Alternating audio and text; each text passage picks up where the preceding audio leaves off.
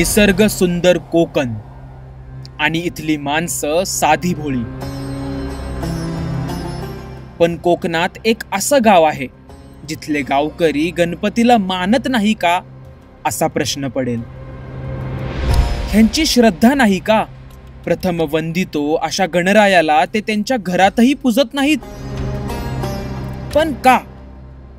खूप सारे प्रश्न पडले, पण त्या सगळ्यांचं एक उत्तर होतं।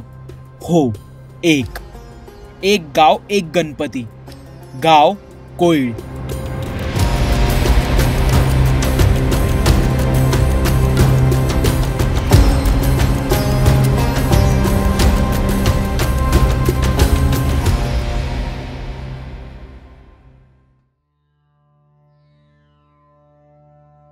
सिंधुदुर्ग जिल्ह्यातील मालवण तालुक्यात ह्या दुथडी वाहणाऱ्या गड नदी शेजारी वसलेलं हे सुंदर गाव कोइळ। इथे 700 वर्षांपासून एक गाव एक गणपती ही अखंडित परंपरा चालू आहे। 1300 मध्ये साधारणतः मंदिराची स्थापना झाली असं भाकीत आहे। गणेश चतुर्थीला आपल्या घरोघरी गणेश स्थापना करायची। 11 दिवस लाडक्या बाप्पाची मनोभावे पूजा अर्चना करायची। अशीच प्रथा पहिल्यापासून माहीत होती, पण ह्या गावात तसं काहीच होत नाही। इथले गावकरी घरात गणपती बसवत नाही, ते सगळे एकत्र जमतात ह्या सुंदर मंदिरात आणि ह्या पाषाण गणपती मूर्तीची पूजा करतात। तू अधिनायक, चिंतामणी तू सिद्धिविनायक। ओंकारा तू अधिनायक, चिंतामणी तू सिद्धिविनायक। मंगलमूर्ती तू भवतारक, सर्वसाक्षी तू अष्टविनायक। तुझ्या कृपेचा हात मस्तकी, तुझ्या कृपेचा हात मस्तकी। पायी तव मम चिंता, मी बालताने तुझीच सेवा करू काय जाणे। अन्याय माझे कोट्यान कोटी, होरे शराबा तू गालपोटी। ज्या ज्या ठिकाणी मन जाय माझे, त्या त्या ठिकाणी निज रूप तुझे। मी ठेवितो मस्तक ज्या ठिकाणी, ते तुझे सद्गुरु पाय। ह्या आरतीवरनं समजलं की कोइळकरांची बाप्पा प्रति किती अपार श्रद्धा आहे। पण मग कोणाच्याच घरी गणपती आणत नाहीत किंवा घरात साधा गणपतीचा फोटोही लावत नाहीत, ही अंधश्रद्धा आहे का?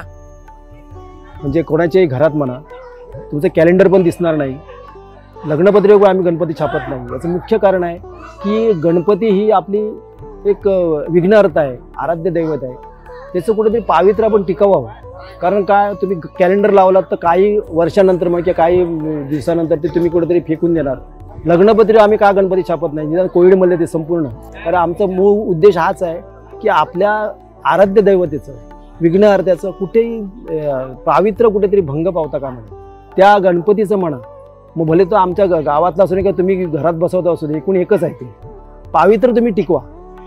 जे आज शोबाजी आहे गणपतीची, जे मोठमोठ्या गणपतीच्या मूर्त्या तुम्ही हे करता, त्याचं केल्याबद्दल आमचं काही नाही, पण त्याचं विसर्जन कर्तव्य तिचं खरोखर विसर्जन झालं की नाही याची खात्री करून घ्या। आता दुसऱ्या दिवशी काय होतं की त्याचं कुठेतरी अर्धवट पडलेले अवशेष कुठेतरी समुद्रकिनारे किंवा नदी किनारे बघायला मिळतात। म्हणजे आदल्या दिवशी 11 दिवस आपण त्याला एवढं डोक्यावर घेऊन किंवा भक्तिभावाने त्याची पूजा अर्चा करत असतो आणि 12व्या दिवशी त्याचे अवशेष कुठेतरी भंग पावलेल्या अवस्थेमध्ये दिसत असतात। हे कुठेतरी आमच्या मनाला कुठेतरी लागतं ना। आम्ही ते आमच्या म्हणजे मंडळाच्या वतीने आम्ही सगळ्यांना आव्हान करतो किंवा शक्यतो असं हे करा, भले छोटी मूर्ती बसवा, हरकत नाही। आपले सण हे केवळ दिखाव्यासाठी नाही, ते आपल्या मातीतली संस्कृती जपण्यासाठी आहे। फक्त क्षणभराचे ट्रेंड फॉलो करायला नाही, शेकडो वर्षाची ट्रेडिशन सुद्धा जपली गेली पाहिजे।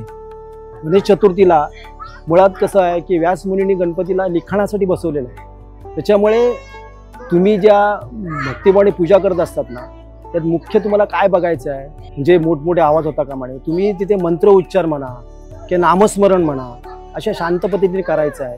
तुम्ही डीजे लावलात काय देव प्रसन्न होत असेतला गोष्ट नाही. पण मुंबईसारख्या ठिकाणी म्हणा किंवा एवढी मोठमोठी मिरवणुका काढल्या जातात की देवा गणपतीला असं वाटत असेल की माझं कधी विसर्जन एकदा होतं असं वाटत असेल.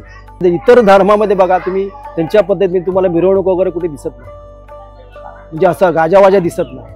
तो कुठेतरी लक्ष द्या. फक्त आपण हिंदू म्हणून हे करणं बरोबर नाही. त्याचे आपलं पावित्र्य पण टिकलं पाहिजे, हिंदुत्व आपण जपलं पाहिजे. ह्याच्यासाठी आपण आज आपल्या मुलांना म्हणा किंवा आपल्या समाजाला कुठेतरी त्याचं थोडंफार माहिती द्या की आपली बाबा दैवत कशी आहे. मुळात तुम्ही घरामध्ये जर संस्कार नसतील तर ते तुम्हाला ह्याच्यावर येणार नाही. त्यामुळे ह्या गोष्टी कटाक्ष म्हणजे मेन आहे ते हे करू नका. त्याच्यावर कुठेतरी अंधश्रद्धेचा शेंदूर पडू देऊ नका. अनंत चतुर्थीला विसर्जन आमचं निर्माल्याचं विसर्जन केलं जातं.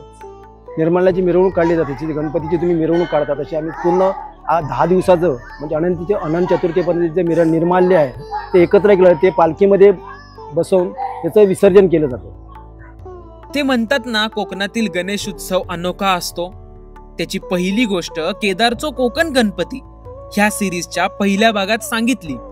त्या यादीतच ही एक गाव एक गणपती ही गोष्ट शामिल आहे. आणि ही यादी इथे थांबत नाही बर का. तिसऱ्या भागात सांगणार आहे गोष्ट 52 चुलीच्या गणपतीची.